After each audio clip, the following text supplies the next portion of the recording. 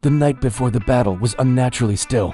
No wind, no birds, no whisper of life. It was as if the world itself held its breath, waiting for the clash of ages, the prophet of a new world and the giant of the old. Og stood alone in his fortress, staring into the darkness. He had lived through centuries. He had survived the flood.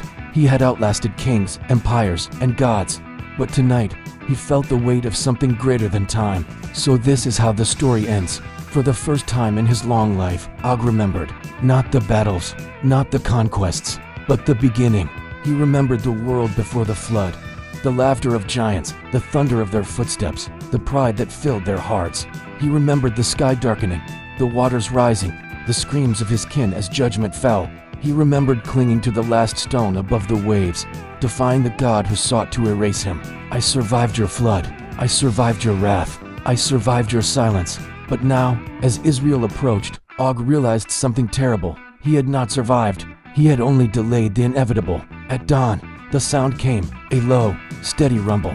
Not thunder, not beasts. A nation. Israel marched toward Bashan with unwavering steps. Men, women, children, all moving with the certainty of destiny. At their front walked Moses, staff in hand, eyes fixed on the mountains where Og waited. Do not fear him, for the Lord has given him into our hand. Joshua nodded, though his heart trembled, for even from a distance, Og looked like a living mountain. Og descended from his fortress, each step shaking the earth. His warriors followed, but their courage faltered beneath the shadow of Israel's God. Og raised his voice, a roar that echoed across the valley. I am Og, king of Bashan, last of the Rephaim. Who among you dares face me? Israel did not answer. They did not need to, for the answer came from heaven. A wind swept through the valley, cold and fierce, carrying a presence Og had felt only once before, when the floodwaters rose. You again.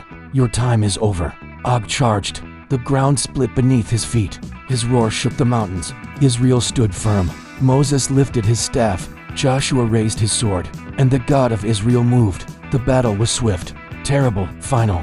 Og fought with the fury of a dying world. But no strength could stand against the one who made the heavens. When the dust settled, the valley was silent. Og lay upon the earth, a fallen titan, his breath shallow, his eyes dim. He looked toward the sky, the same sky that had once drowned his people. So this is the end. The old has passed away, and the new has come. With a final breath, the last giant closed his eyes. The age of the Rephaim ended. The age of Israel began. Israel stood in awe over the fallen king. A man could not have slain him. A nation could not have toppled him. Only God. Moses looked upon Og's massive form and spoke softly. Let all generations remember, no giant can stand against the Lord. And so the story of Og became a warning, a legend, a whisper carried through the ages. The giant who survived the flood could not survive the will of God. His kingdom crumbled. His throne vanished. His name became a shadow in the pages of history. But his story lives on. For in the fall of Og, the world learned a truth carved into eternity. No matter how tall the giant, no matter how ancient the power, no matter how dark the pact, when God rises, all fall.